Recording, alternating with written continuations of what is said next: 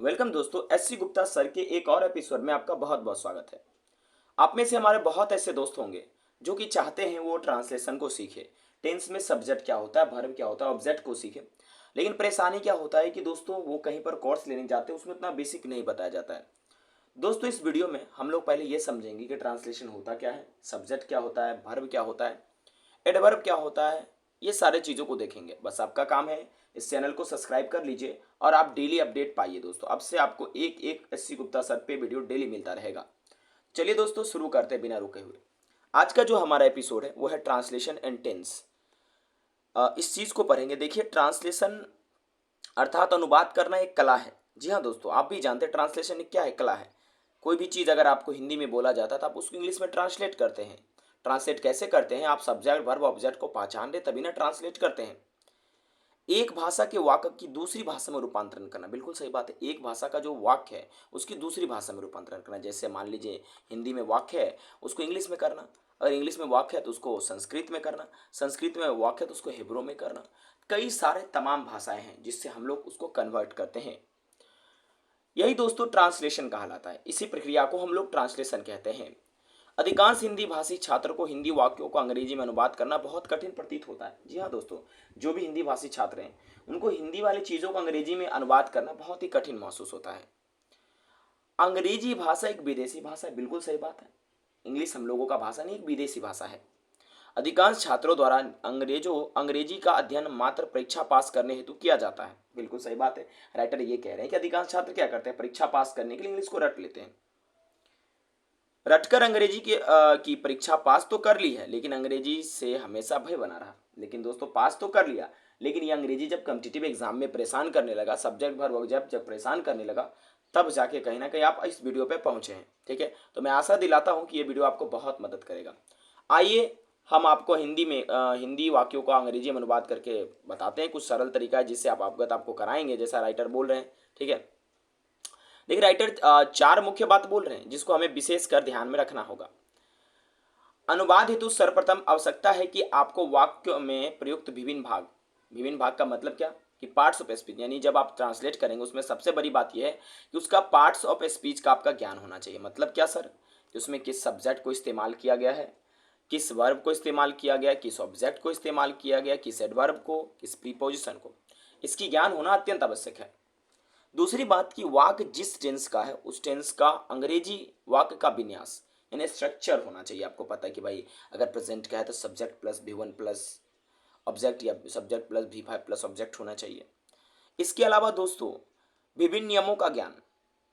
सही अनुवाद तब होगा जब आप विभिन्न नियम जानेंगे, केवल स्ट्रक्चर जान लेना ही काफ़ी नहीं है।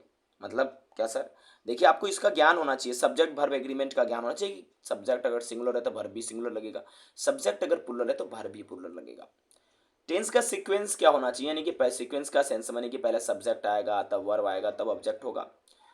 इसके बाद दोस्तों determiners, articles, adverbs, adjective, preposition, noun, pronoun, इन सबों के रिगार्डिंग आपको नॉलेज होना चाहिए। इसके अलावा रिपोर्टर स्पीच और वॉइस का भी ज्ञान होना चाहिए। घबराने की जरूरत नहीं है, ठीक है, कोई बात नहीं। सिंपल कंपाउंड सेंटेंस भी आता है। जब आप यहाँ पहुँच ही गए तो ट्रांसलेशन ईजी हो ही जाएगा। ठीक है, तो ये चीज़ें आप दिमाग में रखिएगा कि भाई क्या चीज़ जरूरी है। चलिए ट्रांसलेशन को आसान करते हैं। जिन जिन पहलुओं पर हम लोगों ने बात किया है उन पहलुओं पर हम अभी चर्चा करते हैं और आप आराम से चिल होकर इस वीडियो को देखिए ताकि आपको समझ में आ सके। स्पष्ट लिखा हुआ है कि ट्रांसलेशन मैं दीजिए। सर्वप्रथम आपको यह जानना आवश्यक है कि वाक्य यानी सेंटेंस में प्रयुक्त विभिन्न भाग यानी कि सब्जेक्ट वर्ब और ऑब्जेक्ट की पहचान कैसे की जाए। इन भागों को अंग्रेजी बनाकर इन्हें किसी प्रकार वाक्य में सुव्यवस्थित रखा जाए। मतलब कि तो पहले यह पहचानना होगा कि सब्जेक्ट क्या होता है, वर्ब क्या होता है, ऑब्जेक्ट क्या होता है, तब जाके हम लोग इस जब जान जाएंगे सुव्यवस्थित करना खुद ब खुद सीख जाएंगे। तो पहले यह समझते हैं सब्जेक्ट क्या होता है और सब्जेक्ट की पहचान और स्थिति क्या होती है एक वाक्य में। ठीक है, देखिए कोई भी वाक्य है उसमें सब्जेक्ट यानी कर्ता कर्म को करने वाला होता है। मतलब सर क्या, देखिए अगर आपको सब्जेक्ट पहचानना है तो आप उस सेंटेंस को पढ़िएगा। जो कोई उस एक्टिविटी को कर रहा होगा उसी को सब्जेक्ट यानी कर्ता बोला जाता है। यानी काम करने वाला, वाक्य में जो काम करने वाला होगा उसी को कर्ता कहा जाएगा।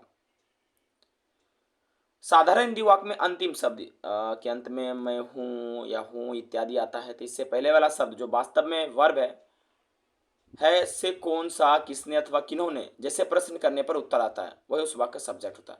आराम से घबराइए नहीं, मैंने क्या बोला उसको बिल्कुल टेंशन मत लीजिए। एक एग्जाम्पल से समझते हैं। राम फुटबॉल खेलता है, अब लास्ट में है तो लगा है, ठीक है। अगर आप बुद्धिमान हैं तो आप ऐसे ही पता कर लेंगे कि काम कौन कर रहा है, कुछ भी खेलने का काम कौन कर रहा है, तो उत्तर आपको मिलेगा राम। राम फुटबॉल खेलने का काम करता है तो कोई बात नहीं, अगर ऐसे भी नहीं पहचान पा रहे तो आप ऐसा पूछिए कि कौन फुटबॉल खेलता है, तो उत्तर में क्या मिलेगा आपको, राम। ठीक है। जब कौन, किसने और किन्होंने करके जब हमें उत्तर मिलता है दोस्तों, याद रखिएगा, कौन, किसने, और दोस्तों जब हमें किन्होंने करके जो हम प्रश्न करते हैं उत्तर जो मिलता है दोस्तों, वही हमारा उस वाक्य का कर्ता होता है। ठीक है, ये चीजें क्लियर है दोस्तों। ओके, आगे बढ़ते हैं। देखिए एक और वाक्य हम लेते हैं, इस वाक्य को समझने का प्रयास करते हैं। राजेश शाम को 5 बजे गोमती नदी में तैरता है। ठीक है, यहाँ वाक्य के अंतिम शब्द है से पूर्व वाले शब्द तैरता से प्रश्न किया गया। मतलब जब आप वर्ब से प्रश्न पूछे कि कौन तैरता है, तो आपको उत्तर मिलेगा भाई साहब राजेश तैरता है।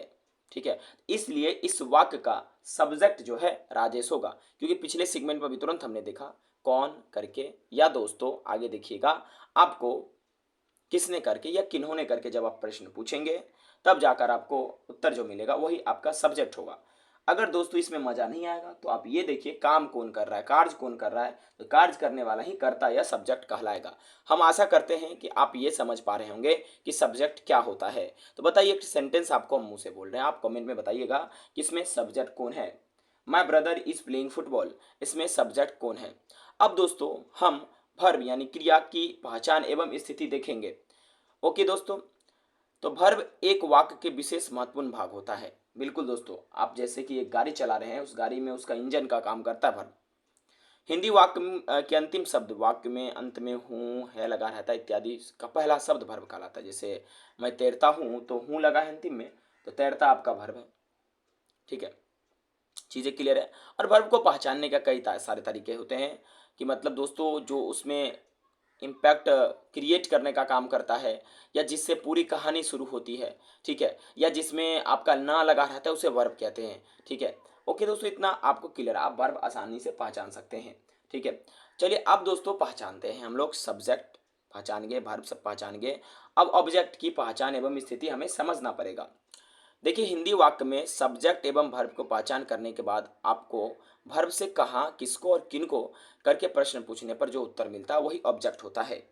मतलब क्या कहा जा रहा है, देखिए आपने अभी तुरंत सब्जेक्ट पहचाना, आपने अभी तुरंत दोस्तों क्या पहचाना, वर्ब को पहचाना। लेकिन कहा जा रहा है कि देखिए सब्जेक्ट और वर्ब को अगर ये प्रश्न आप पूछे कहाँ, किसको और किनको, तो जो उत्तर मिलता है वही ऑब्जेक्ट होता है। ठीक है, जैसे उदाहरण देखिए, एक एग्जाम्पल को समझिएगा। जैसे हमने पिछले सेगमेंट में देखा, क्या देखा कि फुटबॉल खेलने वाला देखा। जैसे देखिए एक एग्जाम्पल आप समझिएगा इस चीज़ को। ठीक है, यहाँ देखिए, एक मिनट दोस्तों, हमने एग्जाम्पल देखा राम फुटबॉल खेलता है, तो हमें यहाँ क्या कहा गया है कि भाई साहब एक काम करो ना, आप ये करके प्रश्न पूछो उससे। ठीक है, कि ये मतलब आप सब्जेक्ट से पहले प्रश्न पूछो। ठीक है, आप वर्ब से भी प्रश्न पूछ सकते हो। ठीक है, तो देखो आप यहाँ देखो, यहाँ पर जब गौर से देखोगे तो सबसे पहले ये पूछो राम क्या खेलता है, तो फुटबॉल खेलता है। ठीक है, ऐसे करके प्रश्न आप पूछ सकते हो। इसके अलावा दोस्तों ये कई तरीके हैं जिससे हम ऑब्जेक्ट को पहचान सकते हैं, और इसके अलावा जिस पे प्रभाव पड़ता है, ये मेरा बात मानिए, तो किताब कह रहा है जिससे जिससे सब्जेक्ट द्वारा जिस पर प्रभाव पड़ता है उसको हम ऑब्जेक्ट कहते हैं। ठीक है, या जिसकी मार सब्जेक्ट का मार जो खाता है उसी को ऑब्जेक्ट कहा जाता है।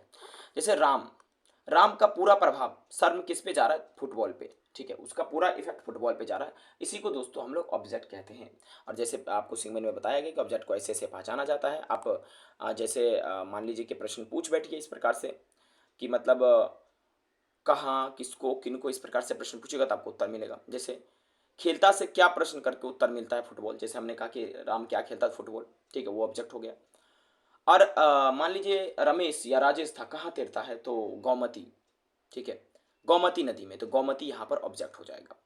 आई होप ये समझ पा रहे होंगे कि सब्जेक्ट, वर्ब और ऑब्जेक्ट क्या होता है, और कहाँ पर कौन, किसको और कहाँ का इस्तेमाल किया जाता है। देखिए अगला है टेंस की पहचान एवं स्ट्रक्चर ऑफ टेंस। ठीक है। देखिए हिंदी वाक्य में हिंदी वाक्य को अंग्रेजी में ट्रांसलेट करने हेतु हमें वाक्य के टेंस को पहचान कर उसके वाक्य के विन्यास के अनुसार वाक्य के विभिन्न भागों को अंग्रेजी में बनाना होता है। जी हाँ दोस्तों, मतलब कि टेंस का पहचान करना अत्यंत आवश्यक होता है। जब तक आप टेंस की पहचान नहीं करेंगे तो ट्रांसलेशन मैट डीजिए आपके लिए नहीं होगा। ठीक है, चलिए वो भी सीखते हैं। देखिए इस सेंटेंस को देखिएगा, राम फुटबॉल खेल रहा है। जब आप देखिएगा तो यहाँ पर राम किसी काम को लगातार कर रहा है, वो काम है फुटबॉल खेलने का। तो यहाँ पर सब्जेक्ट हमारा राम आएगा, क्योंकि मैंने आपको बताया था कि जब आप पहला जो होता है जो मतलब काम को करता है उसी को सब्जेक्ट बोला जाता है, जिस पे आपका प्रभाव पड़ रहा है वो आपका ऑब्जेक्ट होता है। ठीक है, और जो उस एक्टिविटी को कंटिन्यू रखता है उसे वर्ब के रूप में रखा जाता है। राम फुटबॉल खेल रहा है, इस टेंस को देखिएगा तो ये प्रेजेंट कंटिन्यूअस टेंस का वाक्य है।